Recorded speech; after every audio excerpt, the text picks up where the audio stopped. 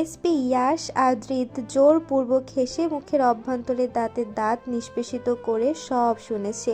মাথার ভেতর ঝট পাকিয়ে যাচ্ছিল। রূপমের লাশের ওই পার্সেল ছাড়া কোনো এভিডেন্স নেই খুনি পর্যন্ত পৌঁছানোর।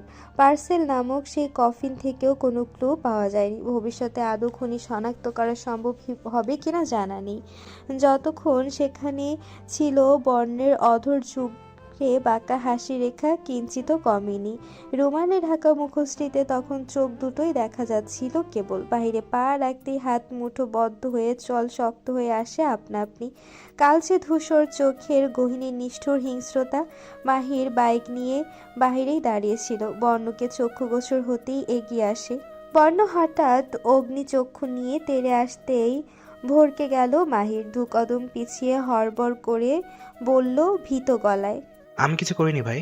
চোয়াল খিচে চোখ বুজে ভ্রু রেখার উপর তর্জনী ঘষে বর্ণ। নিজেকে সংযত করার এটাই প্রচেষ্টা। চোখ খুলে দৃঢ় অথচ রূঢ় স্বরে বলল স্বল্প ভাষায়, সরে আয়। মাহির তাই করে। বাইক ছেড়ে খানিক দূরে সরে আসে। বর্ণ বিলম্ব না করে উঠে বসল। পরপর হেলমেট পরে ভোভো শব্দ তুলে উড়ে বেরিয়ে গেল গেট পেরিয়ে। হতভম্ব দাঁড়িয়ে মাহির সেকেন্ড কয়েক পর চেঁচিয়ে উঠল, ভাই আমি এখানে। বর্ণ শুনতে পেয়েছে তার হতাশ মিশ্রিত বাক্য। সে তো ততক্ষণে চোখের আড়ালে। মাহির দীর্ঘশ্বাস ছাড়ে। এভাবেই চলছে জীবন। তবে বর্ণকে সে বড় ভাইয়ের মতোই ভালোবাসে সর্বদা। তার জন্য জীবন দিতেও দুবার ভাববে না।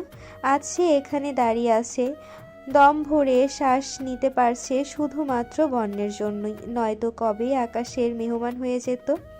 আজ থেকে 3 বছর আগের কথা। হসপিটালের বেডে শায়িত ছিল মাহির। দুটো কিডনি ড্যামেজ হয়ে গিয়েছে।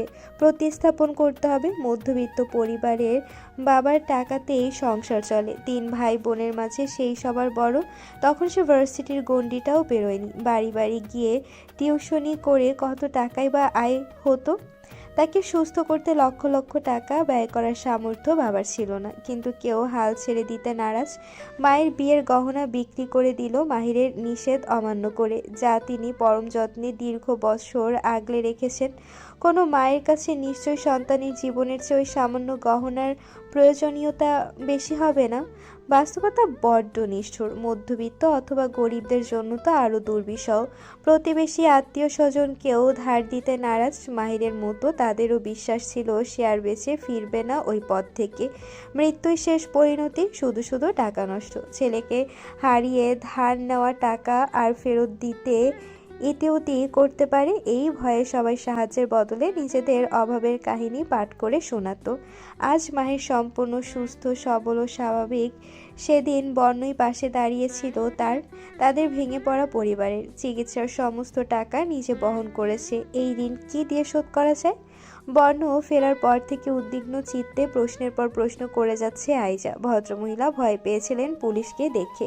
তার চেয়ে বেশি ভয় পেয়েছেন কোথাও ছেলের প্র্যাকটিসে আঘাত আসবে না তো। বর্ণ আশ্বস্ত করেছে, তেমন কোনো ব্যাপার না, ব্যাস অল্প স্বল্প একটু প্রয়োজন ছিল, তাকে পুলিশদের। হানিফা বেগম এহেন সংবাদে গদগদ করে উঠলেন, সত্যি বলতেছো দাদু ভাই? পুলিশ গো, তোমার সাহায্য দরকার ছিল, তোমার কাছে আইছে তারা? বর্ণ ড্রয়িং রুম ভিড়িয়ে যাচ্ছিল। দাদুর কথায় ছন্দ হেসে ঘুরল। পরপরই দুদিকে হাত প্রসারিত করে কিঞ্চিত মাথা ঝুঁকিয়ে সায় জানালো, বুঝালো ওনার কথাই সঠিক। বৃদ্ধা আরও পেয়ে বসে। রুবায়েত শুনিয়ে গর্বের সহিত বলল, দেখছো, আমার নাতির কাছে হাত পাততে স্বয়ং পুলিশ অফিসার আইছিল, কত মান্য করে তারে। সুখ তখন গার্ডেনে বসেছিল বই হাতে। ওই 4 দেয়ালের থেকে বেশি খোলা আকাশের নিচে প্রকৃতির মৃদু হাওয়ায় পড়তে স্বাচ্ছন্দ্য বোধ করে সে। বর্ণকে ফিরতেও দেখেছে। বাড়ি প্রবেশের পূর্বে এক ঝলক তার দিকে চেয়েছিল। চোখাচোখি হওয়ার আগেই নজর সরিয়ে নিয়েছে সুখ। পাশে যদি পা উল্টো চালিয়ে তার কাছে উড়ে এসে নির্লজ্জের মতো অহংকারের সাথে বলে বসে, তুই এখানে বসে গেটের দিকে তাকিয়েছিলে, এর মানে আমার জন্য ওয়েট করছিলিস, এম আই রাইট? এমন কথাগুলো আগের বর্ণের মুখে শোনা দিনের আকাশে চাঁদ দেখার মতো হলেও এই বর্ণ বেশ দম্ভ নিয়ে বলতে পারে। তা গত কয়েকদিনে বেশ ভালো করে বুঝে নিয়েছে সুখ। সে যে ভালোবাসে তা ওই উজবুক রকস্টার জানতে পেরেছে যে কেন যে সেদিন জাতমান ভুলে মনের কথা তুলে ধরতে গেল। বাড়িতে পুলিশ আগমনী বার্তা আজাদ শিকদারের পৌঁছে দিয়েছিলেন আইজা। তিনি চটজলদি ছেলের নাম্বারে ডায়াল করে তৎক্ষণাৎ। বন্য সে সময় থানায় ছিল বিধায় রিসিভ করেনি। রুমে পৌঁছে ল্যাপটপ সামনে নিয়ে ভদ্রলোককে কল ব্যাক করে বন্য। এমনিতেই প্রথমে কল তোলেনি, তার উপর যদি কল ব্যাক না করা হয় সেই চিরপরিচিত বাক্যটি আবার শুনতে হবে। এতটা অধপতন হয়েছে তোমার, খুব বড় হয়ে গেছো। এখন বাবাকে আর চোখে পড়ে না, না? রিং পড়ার সাথে সাথে আজাদ শিকদার কল তুললেন, যেন বর্ণের কলের অপেক্ষাতেই বসেছিলেন। মুখের ভাষা গম্ভীর। বর্ণ দু চার কথা বলে ফোন রেখে দিল টি টেবিলে। বাজ পাখির ন্যায় তির্যক নজর পূর্ব থেকেই স্থির ছিল ল্যাপটপে। আজাদ ফিরছেন শিকদার নিবেশে, মাঝপথেই আছেন। বাতাসের সাথে খিলখিল হাসির শব্দ ভেসে আসছে, ক্ষণে ক্ষণে মৃদুমন্দ চিৎকার চেঁচামেচি। সুখের মন টিকছে না গার্ডেনে। দোলনা ছেড়ে উঠে খানিক দূরে শিউলি গাছের গোড়ায় গিয়ে উকি দিল অদূরে স্থাপিত সুইমিং পুলের ওপাশে খালি জায়গায়। নুরা অভ্র ফুটবল ছোড়াছুড়ি খেলছে। অভ্র সময় সময় বল না ছেড়ে অদ্ভুত কায়দায় পায়ের পাতায় ঘোরাচ্ছে, আর নুরা তার পেছনে টি শার্ট টেনে ধরে বল নেওয়ার চেষ্টা চালাচ্ছে। ব্যর্থ হয়ে আবার মেকি কান্নার ভান ধরছে, তো আবার কোমল হাতে আঘাত হানছে, অথবা অভ্রর আগে পিছে ছুটছে। খানিক বাদে সহাস্য যোগ দিল তুফাও। তিনজন ত্রিকোণাকৃতির দাঁড়িয়ে একে অপরকে বল ছুটছে। সুকার থাকতে পারল না, বই হাতে নিয়ে এগিয়ে গেল সেদিকে। ঠোঁটের কোণে অল্প বিস্তর হাসি। কোনো কালো পোশাকধারী আতিফ এবং আসলাম দুই গার্ড শটান দাঁড়িয়ে আছে বাড়ির ভেতরে প্রবেশের মূল দরজায়। সুখ ত্রস্ত গিয়ে হাতের মোটা বইখানা আতিফের কাছে জমা রেখে চলে এলো নুরাদের কাছে। শিকদার বাড়ির চার রত্ন কি করছে? মাহিরের আগমনে খেলা স্থগিত হলো। অভ্র কিছু বলতে চাইছিল, তার আগে নুরা উচ্ছল গলায় শুধায়, মাহির, তুমিও এসো, অনেক মজা করছি আমরা। অভ্র ঠোঁটে দুষ্টু হাসি, তার কথায় ঠোঁট টিপে হাসলো বাকিরাও। নোরা ছোট ছোট চোখে তাকায় অভ্রের মুখশ্রী পানি, অতপর পায়ে পাড়া দিয়ে ক্ষিপ্রস্বরে বলল, দাদুর মতো চিট করে ভাদ্র মাসের কুত্তার মতো আমায় পিছু পিছু ঘুরিয়ে এখন গালে লিয়ে হাসছো। সে মনিউ অভ্র, সে মনিউ। অচিরেই মাহিরের জিভ চলে এলো দাঁতের ফাঁকে। জিভ কেটে পরপর চোখে চোখ গুজে মৃদু হাসলো সে। একবার বেখেয়ালে চোখাচোখি হয় তুফার সাথে। রমণী বোধহয় তার দিকেই তাকিয়েছিল। সে তাকাতেই লজ্জা মিশ্রিত হেসে নজর সরিয়ে নেয়। মাহির তপ্ত শ্বাস ফেলে। গত কয়েকদিন সে অনেক ভেবেছে তুফাকে এখানেই থামাতে হবে, নয়তো পরিণতিতে যা হবে তার জন্য নিজের কাছে নিজে অপরাধী হয়ে থাকতে হবে। অভ্রর চোয়াল ঝুলে এলো। থমথমে মুখে চোখ পাকিয়ে চেয়ে থাকা সুখের দিকে এক পলক তাকিয়ে নুরার মাথায় ঠাস করে গাঁটটা লাগিয়ে বলল, হোয়াট ইজ ইউর ভদ্র মেসেজ কুত্তা? এসব কে শেখাই তোকে? দাদুই এটা বলে, কেন শুনতে ভালো লাগেনি? হ্যাঁ, বুড়ির মুখের ভাষা এক জাতা, আর তুই বুড়ির কাছাকাছি থেকেই তৈরি হয়েছিস। তার লাইট ভার্সন তেঁতুল পাতাই খাপ খাপ এঁটে যাবি তুই, শোন, কোনো সন্দেহ নেই। এহেন অপমানমূলক বক্তব্য শুনে নুরা চতুর নেত্রে সকলকে পরখ করে নিল। প্রথমে নজর দিল সুখের দিকে। হাতের উল্টো পিঠে অধর জোড়া লুকিয়ে রেখেছে সে। হাসছে কিনা ঠাউর করা যাচ্ছে না, তবে আখিদয় জল জল দুতি ছড়াচ্ছে। তুফা অভ্রকে সাই দিয়ে মিটিমিটি হাসছিল, আর মাহির বুকে দুহাত গুজে সভ্য দাঁড়িয়ে কোমরে এক হাত চেপে অপর হাতের পাতা অভ্রের দিকে ইঙ্গিত করে দৃষ্টি অন্যত্র রেখে চোখ কুঁচকে বলল, নোরা, সেই দিনের এই পিচ্ছিটা আমাকে ইনসাল্ট ফিলিং দিচ্ছে, আর তোমরা দাঁড়িয়ে দাঁড়িয়ে এনজয় করছো গাইস। এই জন্যই তোমাদের খেলায় নিয়েছিলাম। আর মাহির? হাসি দমিয়ে চকিত হওয়ার ভান ধরে তাকায় মাহির। নুরা ফিরতে বলল মুখ হেসে, এরা এরা দুজন না হয় বাচ্চা মেয়ে, কিন্তু তুমি অন্তত এই বকে যাওয়া ছেলেটাকে কিছু বলতে পারতে। বড়দের সাথে কিভাবে কথা বলছিল দেখতেই তো পেয়েছো একটু আগে। সজরে উপর নিচ মাথা ঝাঁকিয়ে অভ্রের দিকে চাইল মাহির। গলা খাকারি দিয়ে বলল, আসলেই তো, এটা কেমন ব্যবহার অব্র? এল্ডার সিস্টারকে কেউ এভাবে বলে? Bad manner. অভ্র কঠোর চোখে দাঁতে দাঁত নিষ্পেষিত করলো। নুরার কোমর সমলম্বা ঝুঁটি করা চুল টেনে ধরল হঠাৎ। মেয়েটা জোরে আর্তনাদ করে চিৎকার করে উঠে গেটের দিকে সে। আব্বু! আজাদ শিকদারের সাথে কথা বলতে বলতে বাড়ির ভেতরে চলে এলো মাহির। নুরাকে কোলে তুলে কাঁধের একপাশে নিয়ে সকালের বর্ণর ব্যাপারে এটা ওটা জিজ্ঞেস করছেন ভদ্রলোক। তাদের পিছু ঢুকছে অভ্র। নুরাকে ইশারায় কিছু একটা বলে খেপাতে চেষ্টা করছে। বিপরীতে মেয়েটা বুড়ো আঙ্গুল দেখিয়ে জিভ বের করে মুখ ভেঙচি দিলে উল্টো নিজেই চটে গেল অভ্র। দিন দিন পাজি হচ্ছে পাকনিটা। কথায় কথায় নিজেকে বড় বোন দাবি করে তাকে কিনা নিজেকে বড় বোন দাবি করে তাকে কিনা বলে সেদিনের পিচ্ছি। সেকেন্ড ফ্লোরে অভ্রের শোবার ঘর। মাহির সময় সময় এ বাড়িতে রাত্রি যাপন করে। অভ্রর পাশেই তার রুম দিয়েছে আজাদ শিকদার। যেহেতু বাড়ির অনেকগুলো কক্ষ এখনো খালি পড়ে আছে, নিজ রুম থেকে বেরিয়ে একবার মাহিরকে দেওয়া রুমে উকি দিল অভ্র। কাউকে দেখা যাচ্ছে না। নিশ্চয়ই দাদু আটকে রেখেছে, সুখ দুঃখের কথা ভাগাভাগি করে নিচ্ছে হয়তোবা। মাহির মতবিরোধ ছাড়া যেদিন হাতে হ্যাঁ মিলিয়ে আগ্রহ দেখায় সেদিন খুব সহজে তাকে ছাড়তে চায় না বৃদ্ধা। বেশিরভাগ সময় তার আলোচনার মূল বিষয় হয় দাদাভাই বেঁচে থাকতে কতটা ভালোবাসতেন, ভালোবেসে কী করেছেন। এসব তুফা কিংবা অভ্রকে বলার মুখ পান না তিনি। শুরু করলেই তাদের একটাই প্রশ্ন, তোমার মতো জল্লাদ বইয়ের সাথে কিভাবে দাদাভাই পুরো জীবন কাটিয়ে দিল ভাবতেই মায়া হয় মানুষটার প্রতি। ব্যাস অমনি বৃদ্ধা ক্ষিপ্র বাঘিনী হয়ে ওঠেন। পরবর্তী কথাগুলো বলতে জোর জবরদস্তি করলেও মুখে কুলো পেটে বসে থাকেন। মাঝে মাঝে রামসা সাইমাকেও পাশে বসিয়ে পুরনো দিনের কথা বলতে দ্বিধা করেন না।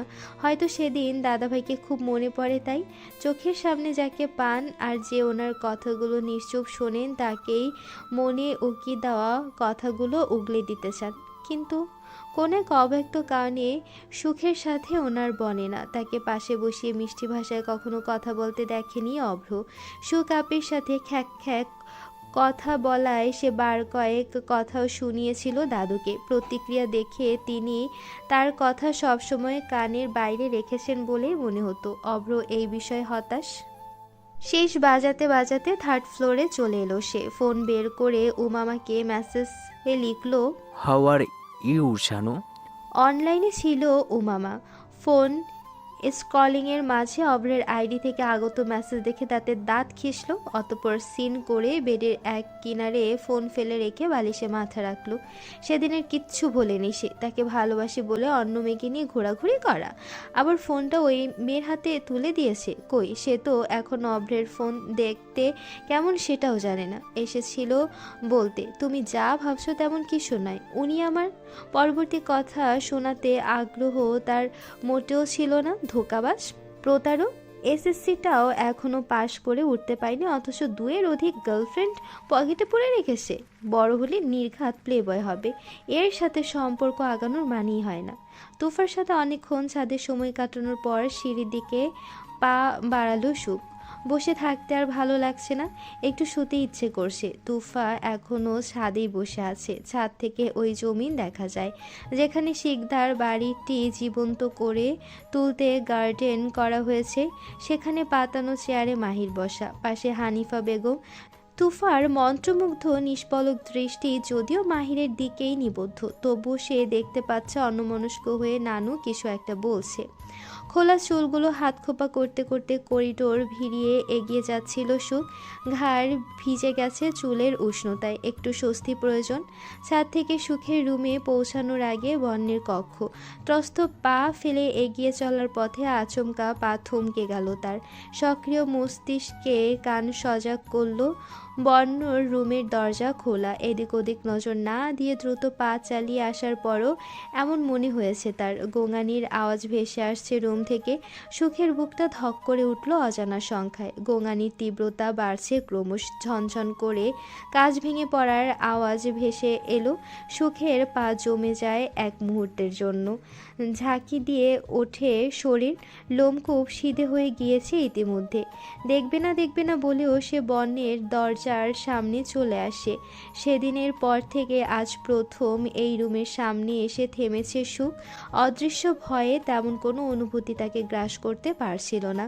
গোঙানির শব্দ তখনও ভেসে আসছিল তার কানে। দুরু দুরু বুকে ভেতরে পা ফেলে দরজার ডানে নজর ছিটাতেই আতঙ্কে দেহ ঝংকার দিয়ে ওঠে সুখে।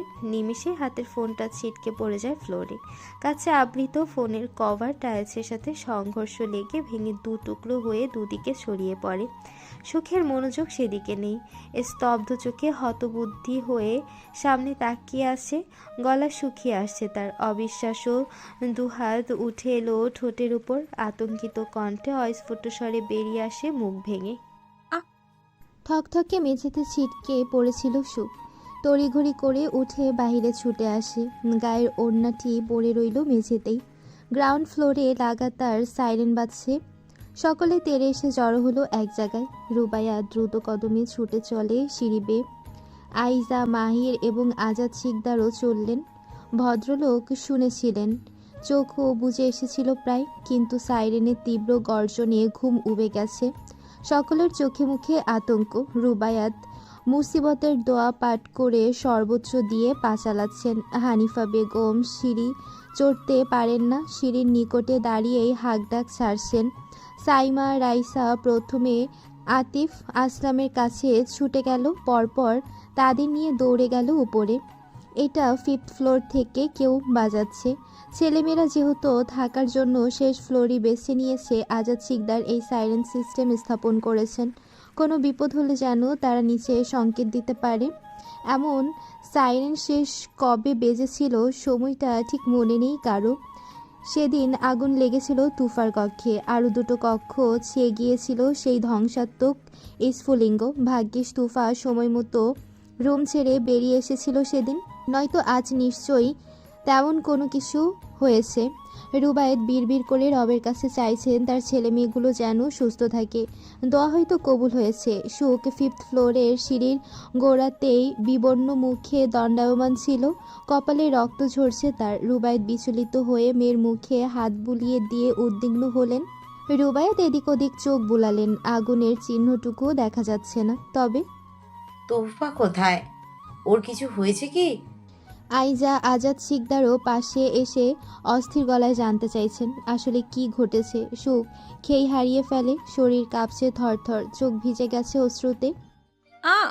মৃদু অস্ফুট স্বরে অক্ষরটি আওড়ে বর্ণের রুমের দিকে অস্থির ইশারায় কিছু বলতে যেও গুলিয়ে ফেলছে। অপারক হয়ে আজাদ শিকদারের হাত ধরে দ্রুত কদমে হেঁটে গেল সেদিক। পিছু ছুটল বাকিরাও। ভেতরে প্রবেশ করেই চোখের সামনে অপ্রিয় এবং অপ্রত্যাশিত একটি দৃশ্য দেখে আইজা আতকে চিৎকার দিয়ে উঠল। দিক ভুলে ছুটে গেলেন সামনে। বর্ণের মুখশ্রিত অদ্ভুত হিংস্রতা। চোখের দৃষ্টিতে স্ফুলিঙ্গ। বা হাতে অভ্রের গলা চেপে দেয়ালে মিশিয়ে রেখে এক দৃষ্টিতে তার চোখের দিকে চেয়ে আছে, যেন তার অসহায়ত্ব, বাঁচার জন্য আকুতি দেখে চোখের তৃষ্ণা মিটাচ্ছিল। চোখ উল্টে গেছে অভ্রের, জিভ বেরিয়ে এসেছে। আইজা বর্ণের হাত ছাড়ানোর চেষ্টা চালিয়ে ক্রন্দনরত গলায় চেঁচিয়ে উঠল, কি করছো তুমি বর্ণ? ছেড়ে দাও, আমার ছেলেটা মরে যাবে। মুহূর্তেই কক্ষে আহাজারি পূর্ণ হয়ে উঠল। গা ছমছমে পরিবেশ। মাহির থম মেরেছিল কিছুপল। ছুটে যাওয়ার মাঝেই বর্ণ ঝটকা মেরে আইজার হাত ছাড়িয়ে নেয়। আমার কাছে বাধা। পিছু ফিরে হাত মুঠ পাকিয়ে তুলেছিল বর্ণ। থেমে গেল সম্মুখের থমকে যাওয়া নারী মূর্তি দেখে। থম মেরে মূর্তির ন্যায় চেয়ে আছে আইজা। স্থির চোখে বর্ণের কাঁধ বরাবর উঠে আসা মুঠো পাকানো হাতের দিকে তাকিয়ে আছেন। অনুভূতি শূন্য চোখের গহীনে অবিশ্বাস্য। বর্ণ থেকে আঘাত করার নিমিত্তে হাত উঠিয়েছে। এখন মাকেও মাহির দুহাতে বর্ণের পেছন থেকে পেট জাপটে দূরে সরিয়ে নিয়ে যায়। ভাই রিল্যাক্স, উনি আন্টি, আপনার মা, এরা আপনার প্রিয়জন। আপনি সবাইকে খুব ভালোবাসেন না? বন্দিত্ব হতে সাড়া পেয়ে ফ্লোরে বসে পড়ে অভ্র। গলা ধরে কাশছে শব্দ তুলে। জোরে জোরে এতক্ষণের আটকে থাকা নিঃশ্বাস ছাড়ছে হা করে। রুবায়েত পাশে হাঁটু ফেলে বসে বুকে জড়িয়ে নিল তাকে। সুখ পানি এনে দেয়। আজাদ শিকদার স্তব্ধ দাঁড়িয়ে আছেন। এখানে তার কি করণীয় মাথায় কাজ করছে না। এমন পরিস্থিতির সম্মুখীন হতে হবে দুঃস্বপ্নেও তিনি ভাবতে পারেননি। কক্ষের বাইরে রামসা, আতিফ আসলাম এবং সাইমা বুয়া এসে থামল। ভেতরে পরিবারের সদস্যদের মধ্যে কিছু হয়েছে, অনুমতি ছাড়া ঢোকা বারণ। ফলে মূল বিষয়টি জানার উৎকণ্ঠা তাদেরও রয়েছে। বর্ণের উগ্রভাব কমে এলো ধীরে ধীরে। একসময় মুখশ্রীতে কঠোরতা জমানো হিংস্রভাব অদৃশ্যে মিলিয়ে যায়। আইজা ফক করে ফ্লোরে বসে পড়েছে ততক্ষণে, দৃষ্টি শূন্যে। ফ্লোরে কাচের ভাঁজ ভাঙার ক্ষুদ্র ক্ষুদ্র টুকরো পড়ে আছে। অভ্র নিজেকে বাঁচাতে হাত ছোড়াছুড়ি করার সময় পাশ থেকে ছিটকে পড়েছিল। ফ্লোরে হাত ঠ্যাস দেওয়ায় কাছের টুকরো বিঁধে গেছে আইজার হাতে। বর্ণ ঢোক গিলে একবার ঘাড় নামিয়ে অভ্রকে দেখে নিয়ে পরপর তাকালো আইজার দিকে। শান্ত হয়ে আসতেই মাহির ছেড়ে দেয় তাকে। এটা কি করে ফেললেন ভাই?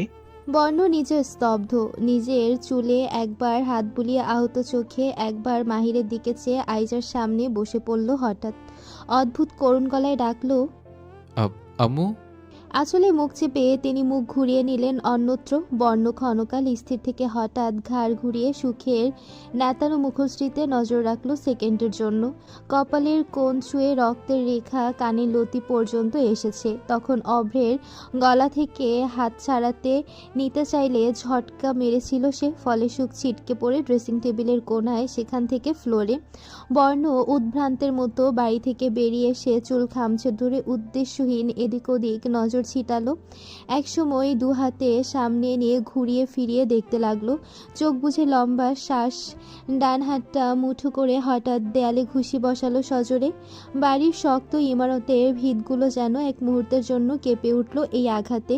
এই হাত আজ মায়ের উপর উঠতে যাচ্ছিল। এই হাত পরপর আরও 2-3টা ঘুষি মেরে রক্ত না আসা পর্যন্ত মনের খোয়াইশ মিটছিল না তার। বাইকে চড়ে বসে সর্বোচ্চ স্পিড বাড়িয়ে বেরিয়ে গেল সে। গন্তব্যের নাম জানা নেই।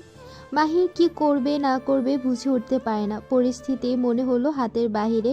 আজ সব জানাতে হবে আন্টিকে, নয়তো বর্ণকে ভুল বুঝবে সবাই, ঘৃণাও করতে পারে। বর্ণর পিছু যেতে গিয়েও পুনরায় ফিরে এলো সে। আইজা কাঁদছে নিঃশব্দে, চোখের জলগুলো ঝরে পড়ছে অবাধে। সুখ ওনার পাশে বসে শান্ত হাতে কাঁধ ছুঁয়ে দিচ্ছে আলতো। সিঁড়ি চড়ার ধূপধাপ আওয়াজ কর্ণগোচর হতেই তুফা নেমে এসেছিল ছাদ থেকে। সেও নীরবে এদিক ওদিক পরক করছে সকলকে। অভ্রকে উঠে দাঁড় করিয়েছে আজাদ। ছেলে হেলে পড়তে চাইছে ছেলেটা, গলায় দানবীয় আঙুলের রক্তিম কালো রেখা। মাহির মাথা নিচু করে একবার অভ্রকে অবলোকন করে অশ্রুগলিত চোখে পাথরের ন্যায় বসে থাকা আইজা এবং আজাদ শিকদারের উদ্দেশ্যে বলল, আমি কিছু জানাতে চাই আপনাদের। ড্রয়িং রুমে অভ্রকেও বসতে বলল মাহির। সত্যিটা তারও জানা প্রয়োজন, নয়তো আজকের পর ভয়ে হয়তোবা বর্ণের কাছ থেকে নিজেকে গুটিয়ে রাখবে সে। সুখ এসে রুবায়েতের সোফার পিছু গিয়ে দাঁড়ালো। তুফা কপালে অয়েনমেন্ট লাগিয়ে দিতে চেয়েছিল, কিন্তু সে আগে মাহিরের কথা শুনতে চায়, বর্ণকে নিয়ে জানতে চায় যা সে অজ্ঞাত। মাহিরের মুখ নিঃসৃত বাক্যের ড্রয়িং রুমে যেন বাজ পড়ল। স্যারের পার্সোনালিটি ডিসঅর্ডার আছে, অন্যভাবে যাকে বলা যায় সাইকোপ্যাথ। আইজা চমকে উঠল অবিশ্বাস্য মুখভাবে, অস্ফুট স্বরে বললেন, কি বললে তুমি? মাহির দীর্ঘশ্বাস ছাড়ে। বর্ণের নিষেধ আছে এসব ছোটোখাটো ব্যাপারে পরিবারকে জানাতে। আজ তার মনে হলো বিষয়টি মোটেও ছোটোখাটো না। সে বলল নিচু স্বরে, যেমন সহানুভূতির অভাব, অনুশোচনা বোধ নেই বললেই চলে, এবং অ্যাগ্রেসিভ বিহেভিয়ার। অন্যদের অনুভূতি বুঝতে বা তাদের কষ্ট সহজে অনুভব করতে পারে না, তবে প্রয়োজনের ক্ষেত্রে কিছুটা ভিন্ন হতে পারে। তুমি বলতে চাইছো আমার ছেলে হৃদয়হীন পাষাণ অ্যান্টি সোশ্যাল পার্সোনালিটি ডিসঅর্ডার মানে অসামাজিক ব্যক্তিত্বে আক্রান্ত? আজাদ শিকদার হুমকি মিশ্রিত কঠোর গলায় বলে উঠলেন। আইজার চোখের অশ্রু শুকিয়েছে খানিক আগে, পুনরায় চোখের কোটর ভরে এলো। ধরে আসা গলায় বললেন, যারা প্রচুর ট্রমায় থাকে, একাকিত্ব বরণ করে নেয়, অথবা নিঃসঙ্গ বেড়ে উঠতে উঠতে পৃথিবীর মানুষের প্রতি ঘৃণা ধরে যায়, তাদের অধিকাংশের মাঝে এই রোগ হয়। আমি অনেক শুনেছি আমার ছেলের কিসের অভাব পড়েছে যে সাইকোপ্যাথে আক্রান্ত হবে। কিসের অভাব রেখেছি তাকে বড় করতে, তা আমার হাসি খুশি ছেলেটার নামে মিথ্যে বলছো। তুমি বলো মাহির। পরপরই আতকে উঠে বিড়বিড় করে বললেন, শুনেছি সাইকোপ্যাথ নিকৃষ্ট কাজকর্ম বিনা দ্বিধায় মানুষের জীবনও নিয়ে নিতে পারে। আমার ভালো ছেলে এসবের পথে হাঁটতেই পারে না। আমি বিশ্বাস করি না। যদি কখনো এমন হয়, আমি মা হয়ে এটা কিভাবে বরদাস্ত করব? হয়তো সেক্ষণ মরেই যাব। আজাদ শিকদার আবার বললেন। যা বলার বুঝিয়ে বলো। মাহির নড়ে চড়ে বসে। আজাদ শিকদার নামের ভদ্রলোককে অজানা কারণে ভয় লাগে তার। সে বলল, দিনকে দিন বস নিজের ব্যবহারে নিজেই শঙ্কিত হচ্ছিলেন। উনি উপলব্ধি করেন ওনার মন, মস্তিষ্ক, এমনকি পুরো অস্তিত্বটাই সময়ে সময়ে নিজের কন্ট্রোলের বাইরে চলে যাচ্ছে। সামান্য বিষয়াদিতে ওভার রিয়্যাক্ট, অ্যাগ্রেসিভ বিহেভিয়ার। নিজের দ্বারা অন্য কেউ দুঃখ পেলে ওনার অনুশোচনা তো হতোই না, উল্টো মনের তৃপ্তি মিটছে। গত 2 মাস আগে আমার কথায় একজন সাইকোথেরাপিস্টের সাথে সাক্ষাৎ করেন, আর ভদ্রলোক নিশ্চিত করেন উনি। অর্থপথেই থেমে গেল। বাকিরা কথা উপস্থিত সকলে বুঝে নিল। আইজার চোখের পানি গড়িয়ে পড়ে পুনরায়। জিজ্ঞেস করলেন, আমাদের জানাওনি কেন তখন? স্যার বারণ করেছিলেন। মাহির অন্যমনস্ক হয়ে গলা ঝাড়ি দেয়। চোখের তারায় একটা দৃশ্য ভাসছে। বর্ণ যেতে চাইছিল না থেরাপিস্টের কাছে। সে তখন বলেছিল, বস, সময় থাকতে চলুন, দেখা করে আসি একবার। আপনার বিহেভিয়ারে সাইকো ভাব পরিলক্ষিত হচ্ছে। এটা কিন্তু সাধারণ ব্যাপার নয়। সাইকো বলার অপরাধে ওই দিন গুনে গুনে মোটা লাঠি দিয়ে 10টা আঘাত করেছিল তাকে। 3 দিন হসপিটালের বেডে থাকতে হয়েছিল। তবে হ্যাঁ, মাহির একবারের জন্য তখন বর্ণের সঙ্গ ছাড়ার কথা ভাবেনি। কেননা সে যেমন আঘাত করেছিল, পরবর্তীতে মলমটাও নিজেই লাগিয়ে দিয়েছিল। গা কাঁপিয়ে জ্বর উঠেছিল তার, সজ্ঞানে ছিল না। সুস্থ হওয়ার পর ডিসচার্জের দিন ডক্টর সহাসে বলেছে বর্ণ নাকি 2 দিন পর্যন্ত তার পাশেই থেকেছিল। আশ্চর্যের ব্যাপার না? বস পাহারাই ছিল তার অ্যাসিস্ট্যান্টের। অবশ্য বর্ণ ডক্টরকে কথাটি শুনিয়ে পরে তার কাছে জানতে চায় তাচ্ছিল্য স্বরে বলেছিল, আমি রকস্টার আশফিয়ান বর্ণ। দেশ থেকে বিদেশে নাম, যশ, ছড়ি আছে যার। সেখানে তোর পাশে বসে তোকে পাহারা দেবে হসপিটালে? বিশ্বাস হয় তোর? আমার কাছে নিজেকে এতটা ইম্পর্টেন্ট ভাবিস না তুই। তুই এক মাহির গেলে হাজারো মাহির লাইন ধরে দাঁড়াবে। শেষের কথাটি বলার সময় বর্ণ অদ্ভুত কায়দায় নজর লুকিয়েছিল। পূর্ব থেকে তার অভিব্যক্তি লক্ষ্য করায় দৃশ্যটি মাহির স্পষ্ট দেখতে পেয়েছে। তখন তার কান্না মিশ্রিত হাসি পেয়েছিল। আনন্দ ঘিরে ধরেছিল চারপাশ থেকে। সেদিনই সে নিজের কাছে প্রতিজ্ঞবদ্ধ হয়েছিল, জীবন থাকতে সে বর্ণের সঙ্গ ছাড়বে না। হয়তো নিয়ন্ত্রণের বাইরে গিয়ে তাকে আঘাত করে বসবে মাঝে মাঝে, কিন্তু সে উপলব্ধি করতে পেরেছে বর্ণের জীবনে ভালোবাসার মানুষ খুবই অল্প, আর অগোচরে তাদের আগলে রাখার পথও তার রপ্ত। হয়তো সেই অল্প বিস্তর ভালোবাসার সীমানার কোনো এক অবহেলিত স্থানে তার জায়গা আছে। হ্যাঁ, আছে। নয়তো অ্যাসিস্ট্যান্ট আরও 2টো থাকতো। সেই কেন বিশ্বস্ত? ভালো খারাপ সব কাজেই কেন তার হস্তক্ষেপ গ্রহণযোগ্য? মাহি সেদিন বর্ণের কথার প্রেক্ষিতে জবাব দিয়েছিল তারই মতো করে। ভুল ভেবে ফেলেছি বস। আসলে মাথায় ছিল না যে আপনি আঘাত করে আবার আপনি কেন সেবা করবেন। Really sorry. তার পরের দিন বর্ণ নিজেই থেরাপিস্টের কাছে যাবার কথা বলেছিল। মাহির দীর্ঘশ্বাস ছেড়ে আইজার কথা শুনল। একজন স্বাভাবিক মানুষের হঠাৎ করে এই পরিণতি হবে না। বড় কোনো শখ, কোনো দুঃখ পেয়ে সেটা তিল তিল করে মনে প্রভাব না ফেলে এমন হিংস্র মনোভাব তৈরি হওয়ার কথা না। আমার ছেলের কি হয়েছিল? খুব বড় আঘাত পেয়েছে, যার জন্য দিনের পর দিন তিল তিল গুমলে মরছে আমার অজান্তে। আল্লাহ, আমার কি কোনো ভুল করে ফেললাম? সঠিকভাবে মায়ের দায়িত্ব পালন করতে পারিনি? স্বামীর মুখশ্রীর দিকে তাকিয়ে অশ্রুসিক্ত চোখে বলে গেলেন আইজা। খানিক আগে বর্ণের করা কাজ ভুলে গেলেন নিমিষেই। অভিমানগুলো মুহূর্তে যেন উবে গেল। মায়েরা বুঝি এমনই হয়। আজাদ শিকদার স্ত্রীর হাতে আশ্বস্তের হাত রাখলেন। যতদিন আমাদের বুকের খাঁচাই ছিল ততদিন আমরা আমাদের দায়িত্ব বলো ভালোবাসা কোনোটাই ত্রুটি রাখেনি। তবে এমন হলো কেন? কারণ কি? মাহির হতাশ শ্বাস ফেলে বলল, জানি না আঙ্কেল। স্যার আমাকে তো দূর, থেরাপিস্টকেও কোনো কিছু শেয়ার করেনি। উল্টো চিকিৎসা নেয়নি বর্ণ? ভদ্রমহিলার কণ্ঠ আকুল। মাহির জবাব দিল, এটা নির্দিষ্ট কোনো চিকিৎসা নেই, তবে কন্ট্রোলে রাখার মেডিসিন অবশ্যই আছে। বস নেয়, কিন্তু এরপরেও মাঝে মাঝে অ্যাগ্রেসিভ হয়ে যায় যদি ওনার অপছন্দের কাজটি করে বসে ওনার সামনে কেউ। মাহির এই পর্যন্ত গলা পরিষ্কার করে অভ্রের দিকে চাইল। গুটিসুটি মেরে বসে আছে সে।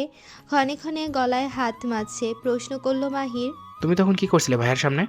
অভ্র জড়সড় হয়ে বসলো। ভাইয়ার রুমে অনেক দিন যাওয়া হয় না, তাই তার রুমে উকি দিয়েছিল আজ। বর্ণ তখন ল্যাপটপ সামনে নিয়ে কাউচে বসে আছে। মুখোমুখি বসে বর্ণকে এটা ওটা বলে হাসাতে চাইছিল সে। বেশ কয়েকদিন থেকে তার মনে হচ্ছিল ভাইয়া প্রাণ খুলে হাসে না অনেক দিন। এক পর্যায়ে উঠে গিয়ে পুনরায় তার গিটার নিয়ে বসলো। কথাটি বলতেই মাহির বলল, এটা ভাইয়ের প্রিয় গিটার, কাউকে ছুতে দেয় না, এমনকি আমাকেও না। অভ্র মুখ গুজে রইল। গিটার নেওয়ার পরেও বর্ণ কিছু বলেনি। এক ঝলক চেয়ে পুনরায় ল্যাপটপে মুখ ডুবিয়েছিল। তার কথায় একটু পর পর হুহা জবাব করছিল। অভ্র বলে উঠল, হঠাৎ হাত ফসকে গিটার ফ্লোরে পড়ে গিয়েছিল। সুখ উঠে চলে এলো সেখান থেকে। অভ্র কি বলবে বাকিটা আন্দাজ করা যাচ্ছে এখন। তাই বলে পুরুষটি এতটা হিংস্র হয়ে উঠবে? সুখের গলা শুকিয়ে আসে। যদি সঠিক সময় সে না যেত তখন কি হাল করতো অভ্রর? আধমরা করে ছেড়ে দিত নাকি? আর ভাবতে পারে না সুখ। ওই নিষ্ঠুর গা ছমছমে দৃশ্য ভাবতেও চায় না। বর্ণ কিসের জেদ ধরে এমন হিংস্র হয়ে উঠল? কি হতে পারে কারণ? সুখের এই মুহূর্তে একটা কথাই মনে পড়ল। বর্ণ ইন্টারমিডিয়েট শেষে ঢাকা বিশ্ববিদ্যালয়ে চান্স পেয়েছিল। ওখানেই চলে গিয়েছিল তখন। 3 মাস অতিবাহিত হওয়ার পর 10 দিনের জন্য এসেছিল বাড়িতে। তারপর একদিন আজাদ শিকদারের নাম্বারে টেক্সট এলো তার নাম্বার থেকে। আমি খুঁজে নাববো, একদিন ঠিকই তোমাদের মাঝে ফিরবো আমি। মেসেজের ধরন দেখে আইজা কেঁদে উঠেছিল ডুকরে। এরপর হাজার চেষ্টায় বর্ণের ফোনে কল ঢুকছিল না, phone switch off. Azad Sikdar ছুটে গিয়েছিলেন ঢাকা। ওনার ব্যবসার প্রসার তখনও ঢাকা অবধি ছিল না। ভার্সিটি, তার বন্ধুবান্ধব কেউ বর্ণের খোঁজ দিতে পারেনি সেদিন। জলজান্ত একটি ছেলে এভাবে কিভাবে উধাও হয়ে যেতে পারে? পাগলা কুকুরের মতো রাস্তায় রাস্তায় ঘুরেও তিনি পরে 2 দিন বর্ণকে খুঁজে পাননি। বর্ণ ফিরেছিল হাতে গোনা 535 দিন পর, প্রায় 1.5 বছর। আইজার অবস্থা তখন শোচনীয়। ছেলে হারানোর শোকে পাগল প্রায়। রোজ ছেলের অপেক্ষায় গেটের কিনারায় গিয়ে বসে থাকতো। বর্ণের দেওয়া ওই টেক্সটে চুমু দিত, বুকে জড়িয়ে রাখতো, নিজ মনে কাঁদতো, আবার ছেলের সৌন্দর্য বর্ণনা করে মুগ্ধতায় হাসতো। সেদিন ছেলেকে ফিরে পেয়ে অপেক্ষার অবসান ঘটেছিলেন আইজার। আজ সুখের বড্ড জানতে ইচ্ছে হলো এই 1.5 বছর কোথায় ছিল বর্ণ ভাই? কেননা 1.5 বছর আগের বর্ণের সাথে 1.5 বছর পর ফিরে আসা বর্ণের মাঝে ছিল বিস্তার ফারাক। সে ফিরেছিল নির্লিপ্ত এক ভিন্ন চরিত্রে। দীর্ঘদিন পর বাড়ি ফেরার অজুহাতে তার মাঝে কোনো উচ্ছল, কোনো কৌতূহল ধরা দেয়নি। যেন সে হাসতেই ভুলে গিয়েছিল। এরপর পরিবারের সবার থেকে নিজেকে আলাদা করে অনেক দিন রুমবন্দি ছিল। খুব বেশি প্রয়োজন ছাড়া বেরি হতো না, কথা বলতো মেপে মেপে। অথচ 1.5 বছর আগের বর্ণ ছিল সম্পূর্ণ বিপরীত। অভ্রের মতো চঞ্চল না হলেও তার চেয়ে কোনো অংশে কম ছিল না। তামি শিকদারের সাথে তার ভাব ছিল বন্ধুত্বপূর্ণ। কথায় কথায় পরস্পরকে মজার ছলে পচাতো খুব। আবার খানিক পর উভয়ে একই ঘাটের জল হয়ে মিলেমিশে যেত। আজাদ শিকদার অর্থাৎ বাবা ছেলের সম্পর্ক ছিল মিষ্টি মধুর। অভ্র তখন আরও ছোট, নুরা ছিল কোলের শিশু। 2 ভাইয়ের, অভ্র প্লাস বর্ণ। বয়সের ফারাক অসামান্য হলেও বাড়ি থাকাকালীন সময়ে তারা চলতো কাঁধে কাঁধ মিলিয়ে। বর্ণটা তখন সুখকে ইচ্ছে করেই বেশি বেশি খাটাতো। এই যেমন রুবায়াতের অগোচরে সময় নির্ধারণ করে গিয়ে গায়ের শার্ট ধোয়ার আদেশ দিত, অথবা রুম পরিষ্কার করার, অথবা কাভার্ড গুছিয়ে দেওয়া, আরও কত কি। সুখের এখনও মনে পড়ে কোনো কাজে বর্ণের কথা মতো সায় না দিয়ে চলে আসতে নিলে পিছু থেকে লম্বা চুল টেনে ধরত পুরুষটি। অতপর তার ইচ্ছের বিরোধ করে জোরপূর্বক কাজটি হাসিল করিয়েই ছাড়ত। অবশ্য তার পুরস্কার স্বরূপ চকলেট, আইসক্রিম খাওয়াতো, নয়তো সকল ভাই বোন নিয়ে বেরিয়ে পড়তো অজানা ঠিকানায়। দিনভর ঘোরাফেরা নিরে ফিরে আসতো বিকেলে। ভুলের শাস্তি হিসেবে কানে ধরিয়ে দাঁড় করিয়ে রাখত। তা মাথা পেতে নেওয়া ছাড়া গতি ছিল না। আম্মুকে বলে দেওয়ার হুমকি দিলে শাস্তি দ্বিগুণ বেড়ে যেত। নতুন বর্ণের এই নির্লিপ্ততা সুখের সহ্য হচ্ছিল না। সে চাইতো বর্ণ আগের মতো তাকে জ্বালাক। কেন চাইতো নিজেও তখনও বুঝতে পারিনি। তাকে বর্ণ এড়িয়ে গেলে কেন যেন কান্না এসে ভিড় করতো চোখে, গলা ধরে আসতো। অগোচরে সে কাঁদতো, কখনো কখনো কেঁদে আখিদয় রক্তিম করে ফেলতো। বর্ণের আশেপাশে গিয়ে ঘুরঘুর করতো। এই বুঝি লোকটা শার্ট খুলে আদেশ করলো, ফুল 15 মিনিটের মধ্যেই শার্ট ধুয়ে এনে রোদে তাপেলে ফাস্ট। অথচ আগের মতো বর্ণ বলে না আর, আজও না। সময় সময় সে বর্ণের সামনের গিয়ে অশ্রুসিক্ত চোখে চেয়ে থাকতো। পুরুষটি তখন শীতল চোখ তুলে তাকাতো, তাকিয়েই থাকতো অনেকক্ষণ। অতপর আবারও নির্বিকার নির্লিপ্ততা। এবার জিজ্ঞেস করেছিল অল্প ভাষায়, কাঁদিস কেন ফুল? টলটলে চোখের অশ্রু অবাধে গড়িয়ে পড়ার আগে সুখ নিজেকে আড়ালে নিয়ে এসেছিল, ছুটে চলে এসেছিল বর্ণের সামনে থেকে। তখন খুব বলতে ইচ্ছে করেছিল, আপনি একটুও ভালো নন বর্ণ ভাই। আপনার মাঝে আগের বর্ণ ভাইকে আমি খুঁজে পাই না এখন। সে ভীতু। মনের গহীনে তুলপাড় খাওয়া কথাগুলো ভাষায় প্রকাশ করা দুঃসাহসের অধিকারিণী ছিল না তখনও, তাই চুপ ছিল সেদিন। তার এই অনুভূতি শূন্য চলাফেরার বাড়ির সকলকে যেমন চিহ্নিত করে রেখেছিল, তেমনি ব্যথিতও করেছে। আইজা ছেলের নির্লিপ্ততা সইতে না পেরে তার সামনে ডুকরে কেঁদে উঠেছিল একদিন। সেদিনের পর থেকে আজও বর্ণ তার পুরনো রূপে ফিরে আসার জন্য নিজের সাথে একান্ত প্রতিযোগিতায় নেমেছে, যদিও সে অসফল বলা বাহুল্য। বর্ণ সেদিন একা ফেরেনি, তার পিঠ জুড়ে ছিল কালো রঙা গিটার। মাহিরের ভাষ্যমতে যেটা আজ পর্যন্ত বর্ণ কাউকে ছুতে দেয়নি, অথচ ভুলক্রমে অপরের হাত থেকে পড়ে আজ ভেঙে গেছে। এবং সে ফিরে এসে এও বলেছিল, এতগুলো দিন সে দেশের বাহিরে ছিল। কেন ছিল, কোথায় ছিল, তার উত্তর অজানা। ছেলে যেহেতু ফিরে এসেছে, বাড়ির কেউ আর তাকে জোর করেনি জবাবদিহি করতে। এই স্বাধীনতা আজাদ শিকদার তাকে দিয়েছে, কেননা ওনার দৃঢ় বিশ্বাস বর্ণ আর যাই করুক কোনো ভুল পথে হাঁটবে না। আজ মনের কোণে প্রশ্ন উকি দিচ্ছে সুখের। সত্যি কি বর্ণ বিদেশে ছিল? যদি থেকেও থাকে তবে পরিবারের সাথে যোগাযোগ বিচ্ছিন্ন করার কারণ কি? সুখ এসব ভাবতে ভাবতে নিজের কক্ষে ফিরতে গিয়েও পা ঘুরিয়ে আমুর শোবার ঘরে চলে এলো। হানিফা বেগমকে বুঝিয়ে শুনিয়ে রুমে পাঠিয়ে দিয়েছিল আজাদ শিকদার, কিন্তু বৃদ্ধা এখন সন্দিহান। নুরার কাছে জানতে পেরেছে ড্রয়িং রুমে আসর বসেছে, তাকে ছেড়ে কি কথা বলছে সবাই।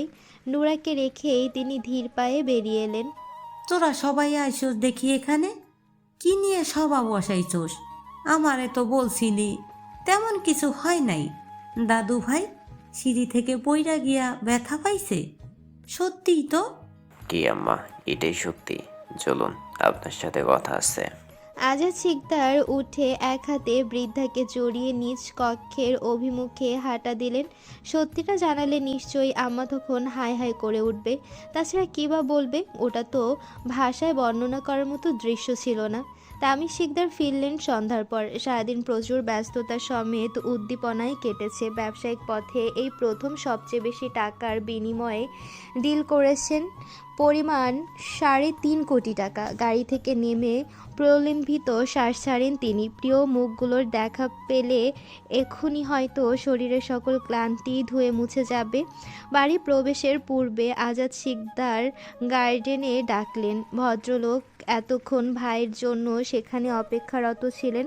আজকের ঘটে যাওয়া দৃশ্যটার বর্ণনা শুনে এক মুহূর্তের জন্য স্তব্ধ হয়ে গিয়েছিলেন তামিজ। ওনার ভাবনার প্রথমেই হানা দেয় একটি কথাই।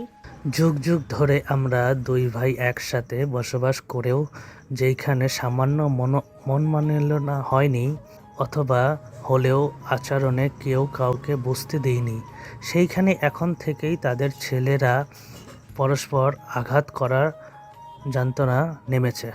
পরবর্তীতে আজাদ শিকদার বর্ণের ডিসঅর্ডারের কথাটিও উল্লেখ করলেন। তামিজ শিকদার দ্বিতীয় দফায় চমকালেন। ডিসঅর্ডার নাম ইতিপূর্বে বার কয়েক শুনেছেন, এর বৈশিষ্ট্য সম্পর্কে অল্প বিস্তর অবগত। আজাদ শিকদার বললেন, তোর সাথে ওর ভালো বন্ডিং, হয়তো জিজ্ঞেস করলে তোকে বলবে ও কি নিয়ে এত পরিমাণ ডিপ্রেসড, যার কারণে। ভদ্রলোক হতাশ মিশ্রিত দীর্ঘশ্বাস ফেলে কপালে হাত ঘষলেন। ভেতরের অস্থিরতা কমছে না সুখের। কি এমন ব্যাপার থাকতে পারে যেটা বর্ণকে এতটা প্রভাবিত করেছে, এতটাই যে নিজেকে কন্ট্রোল রাখাই দায় হয়ে পড়েছে? প্রতিনিয়ত ভেতরে ভেতরে তার মনে আগুন ধরিয়ে দিচ্ছে, অথবা কুড়ে কুড়ে খাচ্ছে। সুখের মন বলছে আগুনই ধরিয়ে দিচ্ছে, যার বহিঃপ্রকাশে বর্ণ এতটা উগ্র হিংস্র আচরণ করে। দুহাত মুঠোবন্দি করে চোখ খিঁচল সুখ। সে কেন এত ভাবছে ওই নিষ্ঠুর পুরুষ নিয়ে? দরজায় টোকা পড়ে। তুফা এসেছে। সুখ ইশারায় ভেতরে প্রবেশ করতে বলে মুখ কুঁচকে বসে রইল। মন খচখচ করছে খুব, শ্বাসটাও শান্তিতে টানতে পারছে না। ফোঁস করে শ্বাস ফেলে তুফা বেডে বসলো। আমি যা ভাবছি তুই কি তাই ভাবছিস? সুখ ইশারায় জিজ্ঞেস করে, তুমি কি ভাবছো? সে বলল, এটাই যে ভাইয়ার এমন অ্যাগ্রেসিভ হওয়ার পেছনে কি কারণ থাকতে পারে। দুজন ভাবলো অল্প কিছুক্ষণ, অথচ কিছুই বের করতে পারল না। করবে কিভাবে? ইতিপূর্বে যে বর্ণ কোনো সংকেতই দেয়নি কাউকে। অভ্রের জ্বর উঠেছে। ছেলেটা ভয় পেয়েছিল প্রচুর। তখন মনে হয়েছিল আজকেই তার জীবনের শেষ দিন। ভাগ্যে সুকাপি পৌঁছেছিল। ভাইয়ার প্রতি অভিমান জমেছিল আকাশ সম, যা আবার নিমিষেই গলতে শুরু করেছে মাহিরের কথায়। সে তো বলল ভাইয়া অ্যাগ্রেসিভ হয়ে যায় নিয়ন্ত্রণের বাইরে গিয়ে। এই এক ভুলের জন্য এত বছর ভালোবাসা ভুলে যাবে, কিন্তু তার অভিমান পুরোপুরি যায়নি। ভাইয়ার কাছাকাছি আর যাবেই না কখনো। জ্বরের ঘোরেই তার মন পরে গিটার ফ্লোরে পড়ার পর মুহূর্তেই বর্ণ তড়া করে কাউচ থেকে ঝটকায় উঠে দাঁড়িয়েছিল। একবার ফ্লোরে নির্জীব পড়ে থাকা গিটারের দিকে তাকিয়ে পরপর তার দিকে তাকাচ্ছিল অদ্ভুত তিক্ত চাহনিতে। এভাবে বার কয়েক দেখে জিভে ঠোঁট ভিজিয়ে এদিক ওদিক তাকিয়ে ঘাড় ম্যাসাজ করছিল। তখন না বুঝলে অব্রের এখন বুঝতে বাকি নেই। ভাইয়া মস্তিষ্কে ধপধপ জেগে ওঠা হিংস্র ভাবটা নিয়ন্ত্রণের চেষ্টা করছিল। অব্র হাঁসফাঁস করে ওঠে। চোখের তারায় ভাসছে কিভাবে বর্ণ ঝড়ের বেগে তেড়ে এসেছিল আর কিভাবে তার গলা চেপে দেয়ালে পিঠ ঠেকিয়ে দিয়েছে। ঢোক গেলে অভ্র পাশ হাতড়ে আম্মুকে খুঁজলো। তৎক্ষণাৎ ভয় করছে, যদি ভাইয়া আবার এসে গলা চেপে ধরে। আইজা এতক্ষণ এখানেই ছিল। খানিক আগে আজাদ সিকদারের তলবে সেদিকে গেছেন। সময় দুটোর ঘরে। অব্রকে ঘুম পাড়িয়ে পুনরায় নিজেদের শোবার ঘরে ফিরে এলেন আইজা। অন্যদিন বন্যের জন্য চিন্তামুক্ত থাকলেও আস্থা হচ্ছে না। বর্ণটা এখনো ফিরছে না কেন? একবার মাহিরকে কল করে দেখো না।